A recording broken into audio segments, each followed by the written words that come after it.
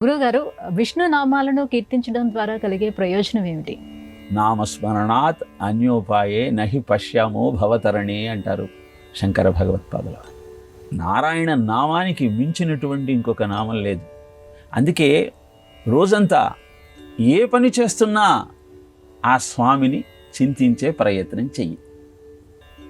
ఔషధం చింతయేత్ విష్ణుం, ఏదైనా వ్యధకు ఔషధంగా మందు స్వీకరించేటప్పుడు విష్ణు విష్ణు విష్ణు అని 3 సార్లు అనుకొని ఔషధాన్ని స్వీకరించమన్నారు.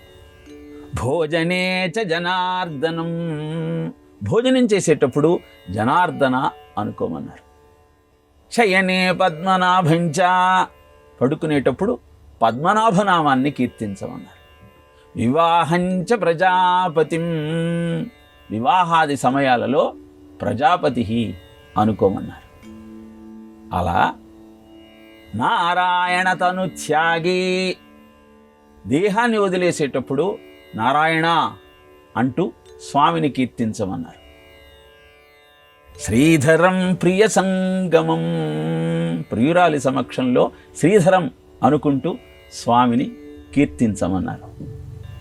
యుద్ధే చక్రధరం చైవా, యుద్ధ సమయాలలో చక్రధర అంటూ ఆ స్వామిని కీర్తించమన్నారు.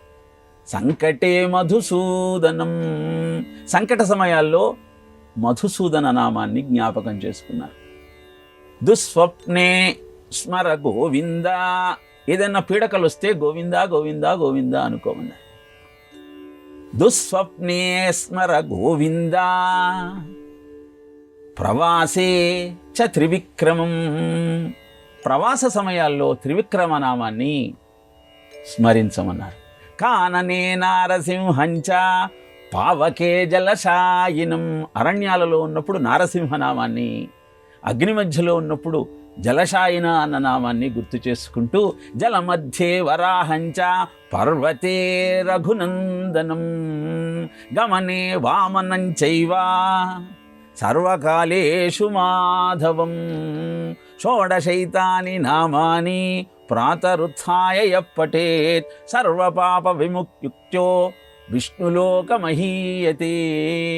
ఇలా సర్వకాల సర్వావస్థల్లో మాధవనామాన్ని, నడిచేటప్పుడు వామననామాన్ని స్మరిస్తూ జీవితాన్ని అద్భుతంగా గడుపుకోగలిగితే పాపాలన్నింటి నుంచి విముక్తి పొంది దేహాన్ని వదిలేసిన తరువాత విష్ణులోకానికి చేరుకోవచ్చు అని విష్ణు నామాల యొక్క ఆంతర్యాన్ని అద్భుతంగా వివరించారు.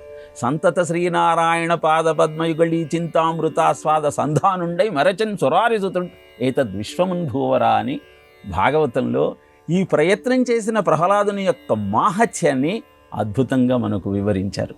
కనుక నిరంతర భగవన్నామ స్మరణ అన్ని రకాల పాపాల నుంచి విముక్తి చేయటమే కాకుండా ఇహలోకంలో మనశ్శాంతితో మనటానికి, మానవ జీవితం కొనసాగటానికి ఆధారమవుతుంది. కనుక భగవన్నామాన్ని అనునిత్యము అనుక్షణము చింతించే ప్రయత్నం చేయమని చెప్పింది శాస్త్రం.